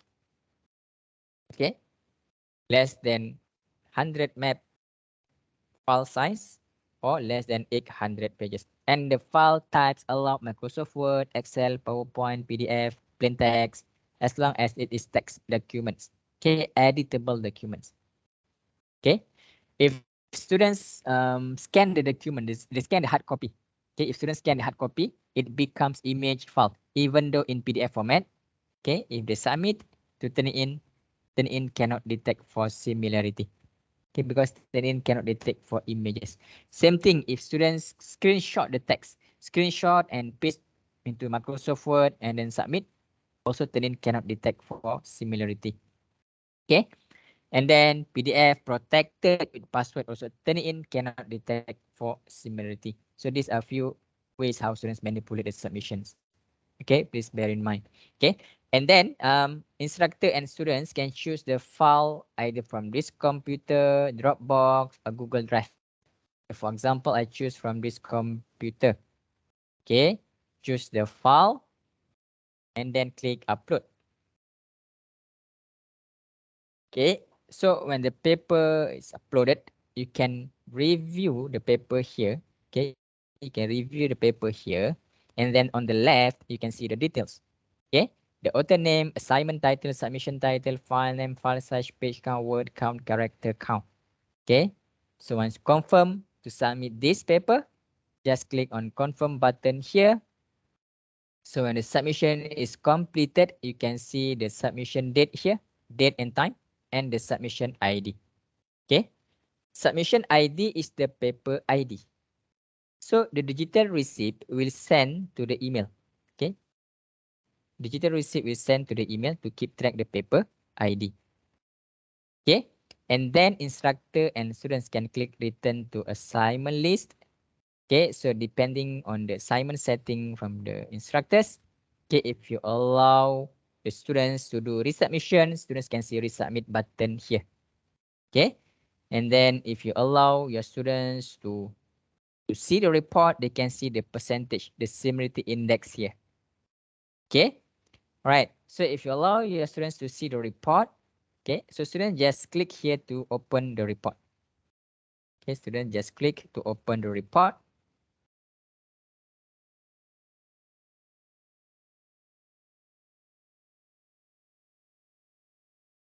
Okay, so instructor and students will have the same view, but students don't have exclude button. Okay, students don't have exclude button. If students have the exclude button here, they will exclude everything to reduce the percentage. Okay, so if students have access to the instructor account, they can manipulate their paper by themselves. Okay, so as lecturer, you will have Turnitin account as instructor. Students will have Turnitin account as a student. Okay, as a lecturer, you just create class, create assignments, provide your students with the class details, class ID, enrollment key. Let students enroll under your class and let students submit their paper by themselves. Okay, so you as a lecturer, you just monitor your students' report from your account. Okay, and please do not share your instructor access to the students. Okay, all right. Any questions on the students part?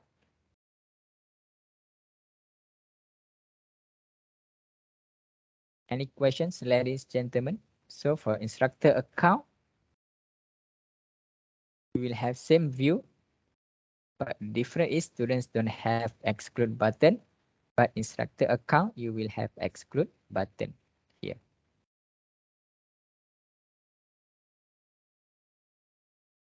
Okay. Any questions, ladies, gentlemen? No question. Okay, do you want me to cover the grade mark? Did you use the grade mark? Yeah, I can try. All right. Okay. All right. So if no questions, we go to the grade mark sessions. Okay. Right. So from your account, okay, so you can see the pencil icon here under the grade. So when you click the pencil icon, it brings you to the same thing, to the feedback studio actually. Maybe you can check for the originality check first. Okay. So for you to see for the originality check, you can show the similarity layer here. Okay, and you can check for the originality check. And then if you would like to use the grade mark, you can hide the similarity layer. Okay, as mentioned, the grade mark is the blue tabs here. Okay, so this is the grade mark. Okay, so for the grade mark, you can see 3 different tabs. Okay, we'll go through one by one. Okay, so the first tab, okay, this is what we call the quick marks. Okay, as a lecturer, you might be putting in the same comments again and again and again. Okay, so the idea of quick marks is to save your time. Wait, looks like it's a different. Let me see. Yeah, this one. Okay. So the idea of quick mark is to save your time. Okay, and this all the bubble comments, that are available in the Turnitin library that you can use it. Okay. So for example, here maybe okay, citation needed. Okay, so you can see the bubble comment citation needed. Okay, so it's either you left click on the citation needed, left click and drag it over. Okay, or on the student's paper, you can left click your mouse and you can choose the first one, quick mark. Okay, you can choose the existing bubble comments from the library. Okay, so on the post-it, when the students log in, they can see the bubble comments. When the students click to the bubble comment, they can see the explanation. Okay, or you as a instructor, you can add on another comment.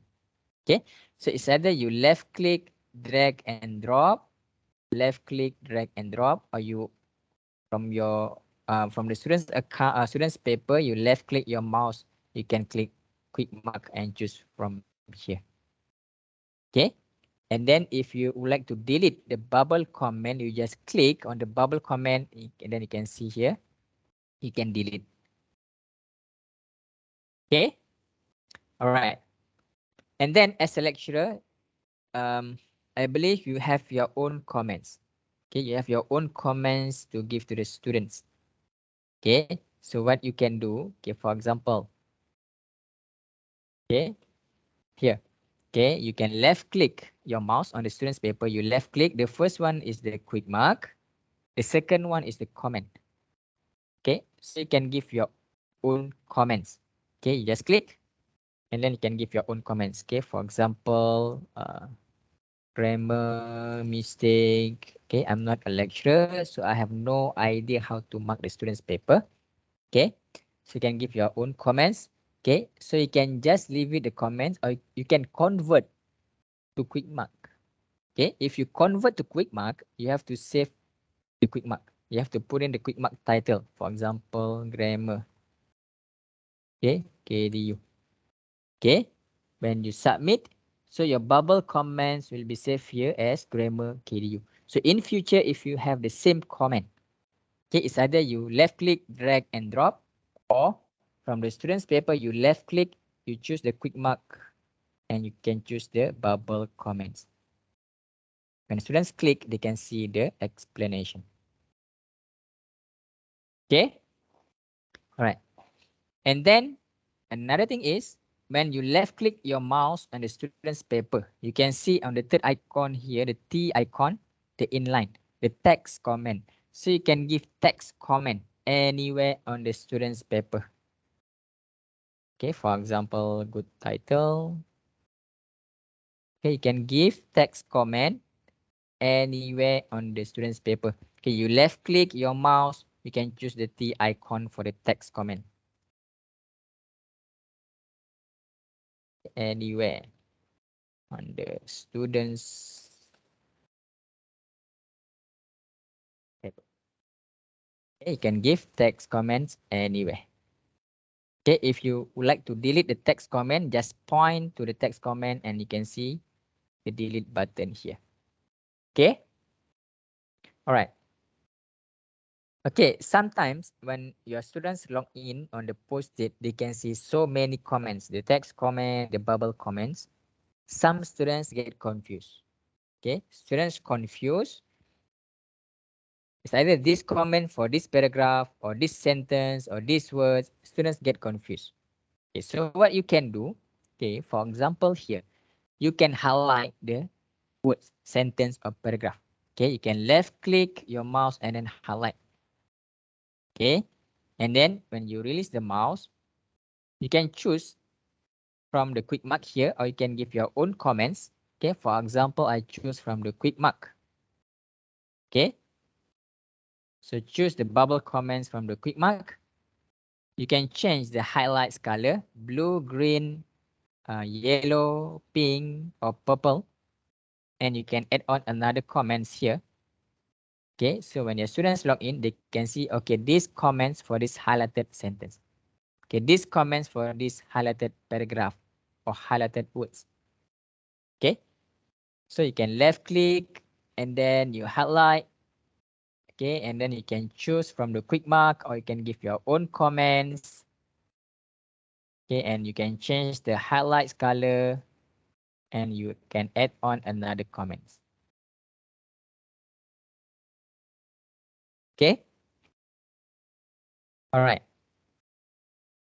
So at the same time, you can show the feedback layer or height as well as the similarity layer. You can show both or you can hide both. Okay. Right. Another thing is when you highlight the word, sentence or paragraph, you left click and then you highlight. You can see the S icon here, right? The S icon strike. So this is what we call the strike through. So meaning that you use the red pen to cross the word, sentence or paragraph. Okay. You can highlight and then you can choose strike. Okay, highlight, strike. Okay. If you would like to delete, you just point and then you can delete. Okay, you can highlight and strike. Okay. All right. Any questions for the quick mark?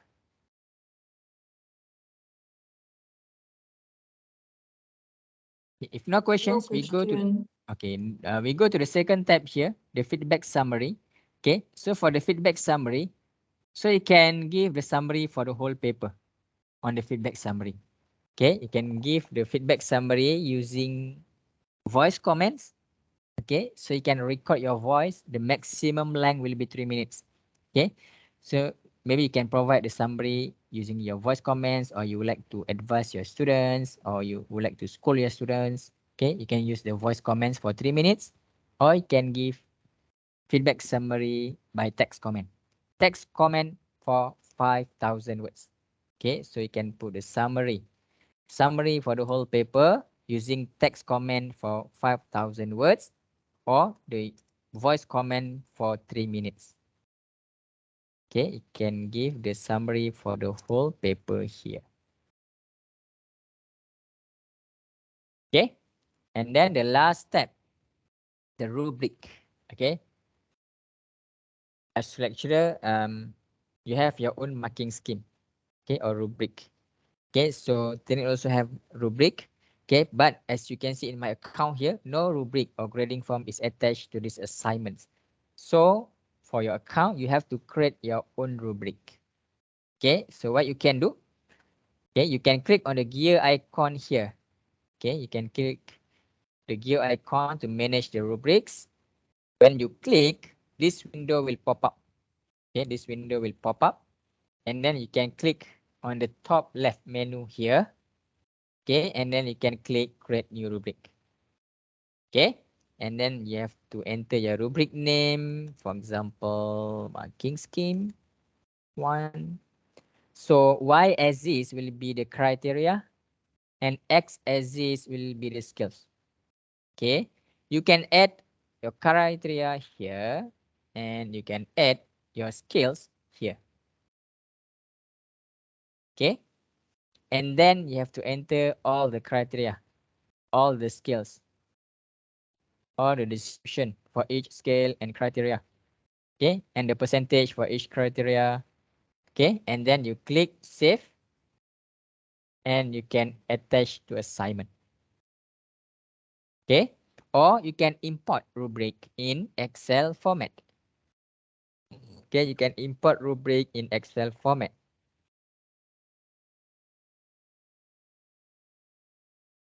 Okay.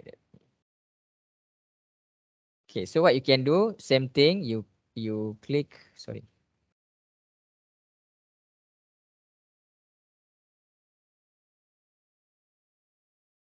You click on the gear icon.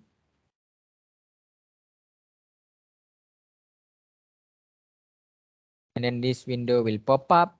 You just click on the menu here, and then you click upload rubric here. Okay, so you can drag and drop your files, or you can browse your file. Okay, and you can download the rubric template here in Excel format. Okay, so you can download the rubric example in Excel format. Okay, so you can follow the format in Excel, or you can just copy and paste in Excel. Okay, so this will be the format. Okay, the criteria, scales, or the description, and then you save in Excel, and then you can browse, or you can drag and drop your file. Okay, so once the file uploaded, you can open the file. Okay, and then you can see your own rubric. Okay, all the criteria, all the scales, all the description. Okay, and then for the scoring, you can see here, when you click on the drop down menu, you can see 3 tabs of scoring: standard, qualitative, and custom. Okay, so I just use standard scoring. Okay, so for standard scoring, you have to put the percentage for each criteria. For example, introduction 10%, conclusion 10%, information 30%. Okay, and then summary 25%. Okay, grammar 25%. Okay, So the total percentage for the criteria must be 100%. Okay, total percentage must be 100%. And then for the skills, I have 4 skills. Okay, advanced 4, proficient 3, needs improvement 2, and failing 1. Okay, and then you can click save, attach to assignment, and then you can close. So you can use your own rubric. Okay, introduction, conclusion, information, summary, grammar. So when you click apply to grade, you can see the marks here, 18 out of 50. Okay, remember on your assignment setting the point value. If you put there 100 out of 100, if you put the point value 20 out of 20. Okay, if you're using the rubric, so Turnitin will automatically calculate the marks. Okay, so on the post-it, your students will be able to see all the comments and marks given to the student. Okay, on the post-it. Okay, all right. Some lecturers would like to give the marks for students to view, but lecturer don't want to use the rubric. So what you can do, you can override the marks here without using the rubric. For example, this paper deserves 45 marks. Okay, so you can just override the marks without using the rubric. Okay, so on the post-it, your students will be able to see the marks. Okay. All right. Any questions for the grade mark, ladies, gentlemen?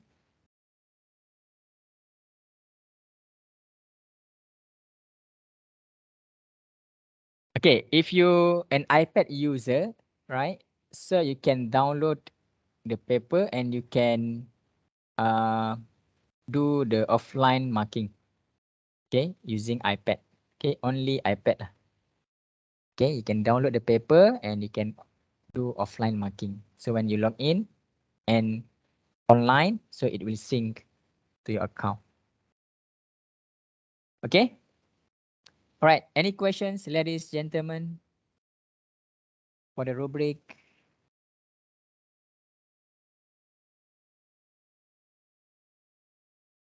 Okay, if no questions, okay, in your account here, right, you can see the black bar and then you can see the help button here. Okay, so when you click on the help button, okay, before that, I want to show you how to, if you would like to submit your own paper, if you would like to check your own paper, the easiest way, you use the quick submit. Okay. Okay. So if you don't have the quick submit tab here, you can, what you can do, you can go to the user info here, and then you can enable the quick submit. You can activate the quick submit. Okay, here. Okay, and then you click submit, and then you can see the quick submit tab here. Okay. So in order for you to check your own paper, your own articles, okay, you just use the quick submit. Okay, so you don't have to create class, create assignment. Okay, just use the quick submit, and then you click submit. Okay, click submit, and then you tick on the types of the databases, the internet or students paper, publishers content. Okay, 3 types of databases. Okay, and then the submit papers to make sure you choose no repository. Okay, this is for your own paper checking only. Okay, choose no repository, and then you can click submit, so you can check your own paper here as many times as you want. Okay, you can submit and check your own paper, your own articles. Okay. All right. And then another thing is I would like to share especially students, the postgrad students, master students, PhD students. Okay, some students, they would like to check their paper first before they submit to the supervisor. Okay, so if you're aware, on the online platform, okay, actually there are some sellers that selling the service, the training service on the online platform, like Shopee, Lazada, Facebook. Okay, So they sell the service, for example, like 5 ringgit for 100 pages, or 20 ringgit for one student's account for 30 days. Some sellers, you can email me your soft copy and I will check for the turn-in report and provide you the report within 5 days, something like this. Okay, please do not encourage students to purchase any services that are available on the online platform, Shopee, Lazada, or Facebook, because these services are illegal. Okay, illegal. And if anything happens, okay, if students purchase and check the paper, when they submit to the supervisor, if the matching is higher, if the similarity index is higher, because it's matched against the previous submission that they submit using the Shopee account, so the institution, the training admin, supervisor won't be responsible because students not using the institution account. Okay, because training admin KDU cannot request to delete the paper because students using another institution account. So students have to contact the training admin or contact the seller and solve the problems. Okay, so you just create class, create assignment, provide your students with the class ID, enrollment key, let students enroll and let students submit paper by themselves. Okay, for students, students will have unlimited submission. Okay, students will have unlimited submission, so they don't have to purchase any services that are available. Okay, in the online platform, they can use for under the institution account. Okay, right. Any questions, ladies, gentlemen? Okay, so when you click on the help button here, okay, and then you click on the Turnitin website, okay, because we use Turnitin through website. So all the guides and resources for the administrator, instructor, and students will be here. Okay, so you can play around with it. If you have any problems, any issues on Turnitin, you can refer to the help center, or you can contact your Turnitin admin Encik Hazim, or you can contact me directly. I will share my contact details later. Okay. All right. And then for informations, Turnitin KDU is integrated with exam.net. Okay, exam.net. So you can use it. Okay. So if your students upload the exam in, let me try, check. Upload the exam paper. Okay.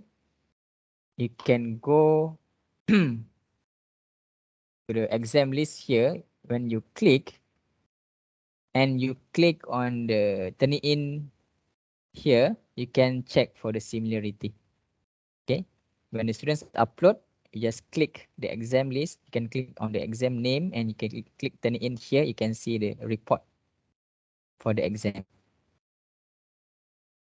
Okay, so Turnitin KDU integrated with the exam.net. So you can check the exam paper here. Okay, all right. Any questions, ladies, gentlemen? Ada soalan?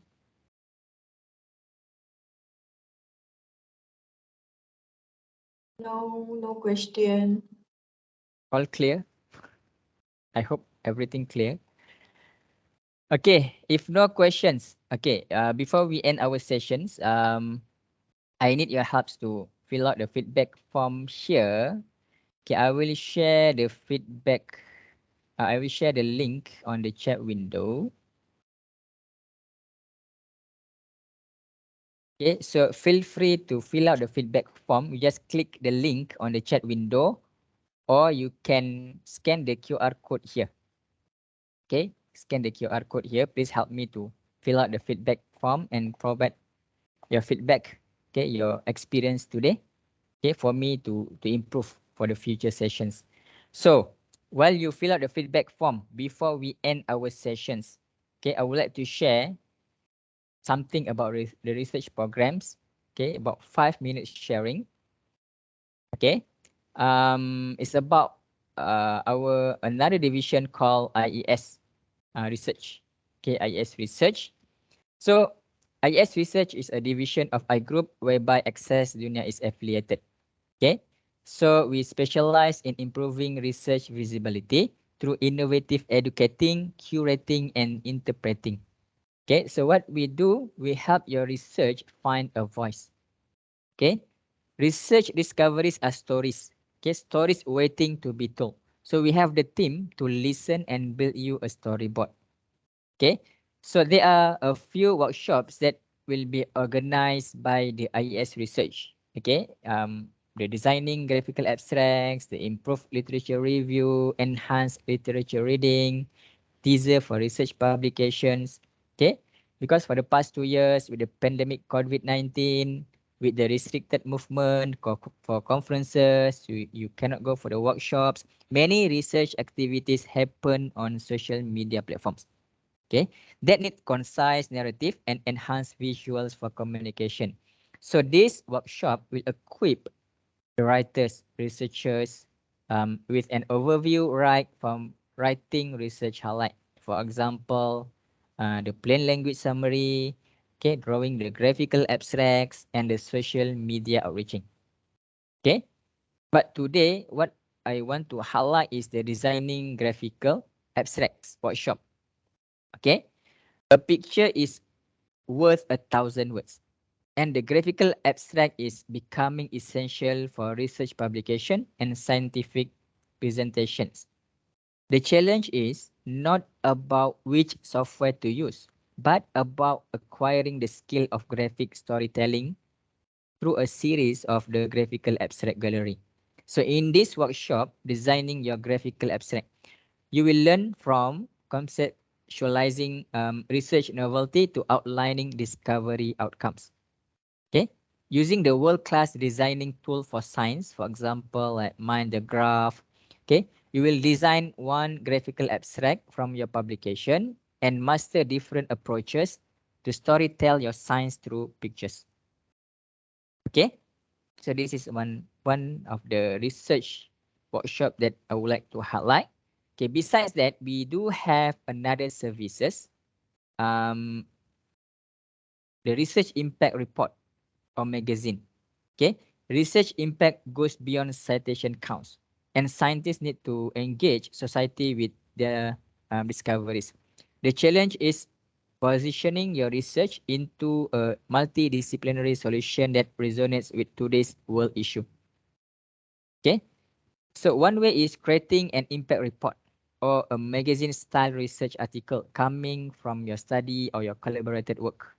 Okay, so what we do, we will go through your publications, get selected by you, and identify ways to relate with discoveries with specific world issue or United Nations Sustainable Development, okay, the UN SDG goals. Okay, so using our research storyboarding approach, we could speed up converting research publication into impact stories.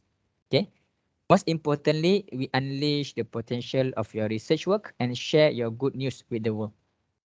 Okay, so briefly, IES research helps increase the online visibility of publications. So we curate research publication to impact stories, engaging with targeted communities through social media.